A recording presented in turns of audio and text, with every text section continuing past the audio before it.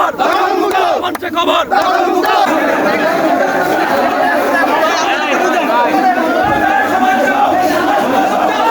এইটাই সরকারি কর্মকর্তা এবং কর্মচারীদের বক্তব্য।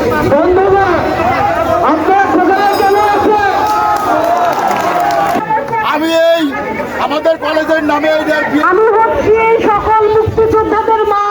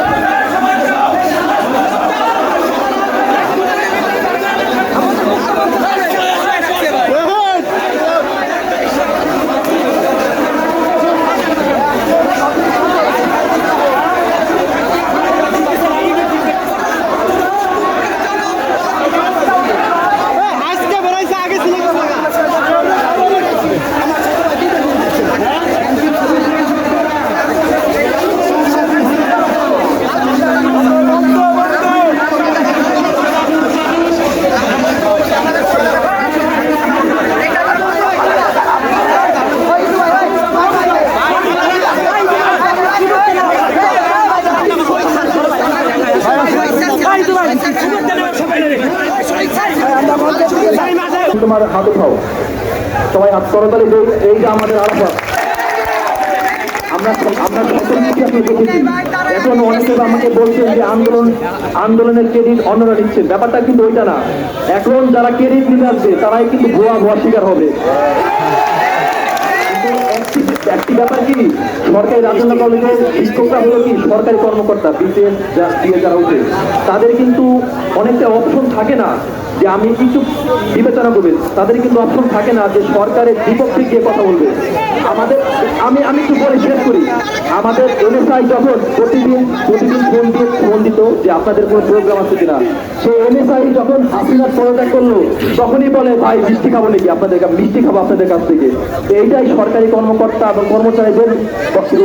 এবং আচ্ছা, সুবিধাবাদী যাই হোক, আমরা আমাদের প্রোগ্রামটা শুরু করবো। আচ্ছা ঠিক আছে, আমরা সবাই শুনবো। সেই পরিস্থিতিও কিন্তু ছিল না, বা তখন আরেকটি ব্যাপার, আমরা যে ফেসবুকে পোস্ট দিব সেই স্বাধীনতাটুকু আমাদের ছিল না। সেই আরাফাত এবং জনি সহ আমরা কিন্তু সবাই ফিরে আসছি। আমাদের আইটি সেক্টরে যারা ছিলেন, আমাদের কিন্তু অনেক কাইন্ড অফ ডেইলি স্তরে কাজ করেছেন, যারা এখনো আমাদের পেশাতে আসেনি এবং অনেকেই রয়েছে আমরা চিনিও না। তো আমরা প্রথমেই আরাফাত এবং জনির অভিব্যক্তি জানবো। আরাফাত, প্রথমেই জনি বিশ্বাসের কাছে অভিব্যক্তি জানবো এবং জেলের যে পরিবেশটা, এবং যখন হাসিনার পদত্যাগ করলো তখন আর কি জেলের একটা অন্যরকম একটা অনুভূতি তৈরি হয়, সেইগুলোই আমরা জনির কাছ থেকে শুনবো। জনি, তোমার অনুভূতিগুলা বলো। আচ্ছা, জনিকে আমি উপরে ওঠার অনুরোধ জানাবো। আচ্ছা, ওনাদের কাজ করুক। আচ্ছা, ওনাদের কাজ করুক। ওনাদের যেভাবে খুশি সেভাবে নেই, আমরা ওনাদের মতন করতে চাই। জনি, তুমি একটু বলে আসো। আচ্ছা জনি, আচ্ছা আরাফাত যখন আসবে তখন আমরা আরাফাত একটা নিব, ওই শুধুমাত্র থাকবে। আমরা জনির কথাটা শুনবো এবং আন্দোলনের সকল কথাগুলো শুনবো। জনি, বড়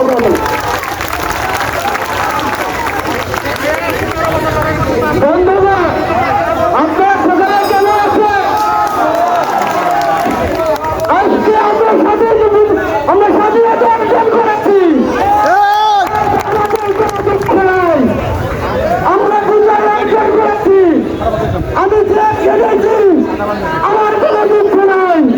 আমরা স্বাধীনতা অর্জন করেছি। আমরা এই ভোটপুরে ইতিহাসে আমরা এই ছাত্র আন্দোলন করে দেখিয়েছি। সাথে পারেনি সেটা আমরা কিন্তু দেখেছি। আমরা যখন আন্দোলন করি, আমাদের আন্দোলনের সর্বপ্রথম অল্প কিছু সংখ্যক ভাই বোনের আমাদের সাথে আসে। সর্বপ্রথম কিন্তু আসে না, আমরা এক পর্যায়ে 2-3টা প্রোগ্রাম করি, সেখানে আমরা 20 জন, 25 জন, 60 জন এরকম লোক দিয়ে প্রোগ্রাম করি। যখন এই নিয়ামত ভাইদের ছাত্রলীগের গুন্ডা বাহিনী আমাদের উপর হামলা করে, এই তখনও কিন্তু আমরা রাজপথ ছাড়ি নাই। আমরা কিন্তু বলেছিলাম আমরা রাজপথে জীবন দিয়ে দেব, তবে আমরা রাজপথ ছাড়তে রাজি নয়। এই কথা বলে আমরা তখনও রাজপথে ছিলাম। আমরা এখানে বসবো সবাই মিলাদ এবং শপথ বাক্য পাঠ করার পরে আমরা আসলে অত্যন্ত দুঃখিত, কারো কথাই শুনতে পাচ্ছি না। আমরা এখন শপথের পরেই মিলাদে চলে যাবো। একটা মিনিট দাঁড়ান, এক মিনিট। আসসালামু আলাইকুম ওয়া রাহমাতুল্লাহ। আরিফুল সাদিক বলছেন, কেউ আমার নাম শুনছেন?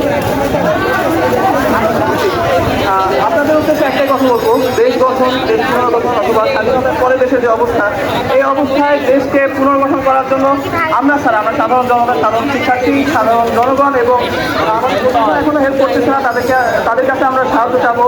সাহায্য চাওয়ার জন্য যতটুকু দরকার আমাদের ব্যক্তিগতভাবে বলবো, আমাদের পরিবেশ ঠিক করার জন্য আমরা নিজে থেকে সকলকে সাহায্য করার চেষ্টা করবো, আশেপাশে যত ভাঙচুর আছে সব কিছু ঠিক করার জন্য। এবং দ্বিতীয়ত যেটা আছে যে দ্বিতীয়ত এবং শেষ যে কথাটা আছে, আপনারা সবাই আমাদের সাথে থাকবেন সবসময়, আমাদেরকে সাহায্য করার জন্য সবসময় আমাদের সাথে থাকবেন। কে কে অঙ্গীকারবদ্ধ? সবাই আমরা আনন্দ কলেজের সকল শিক্ষক বৈষম্য বিরোধী ছাত্র আন্দোলনের নেতৃত্ব করে আমাদের সাথে একাত্মতা ঘোষণা করলাম এবং আমাদের বিরুদ্ধে প্রশাসন দীর্ঘদিন যাবৎ আমাদের কলেজের নামে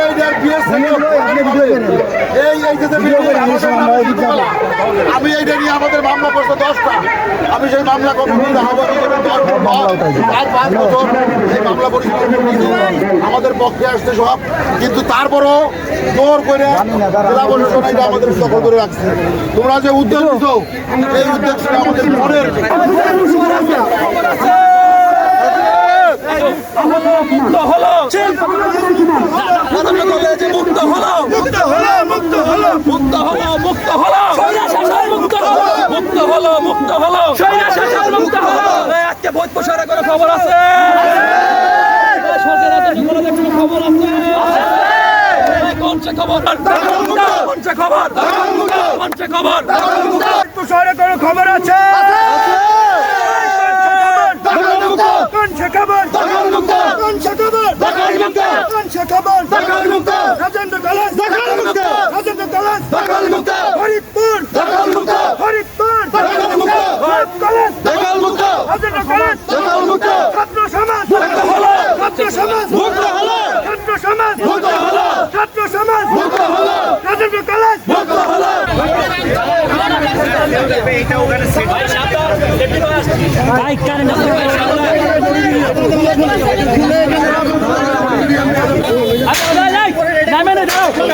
খুলে গেছে।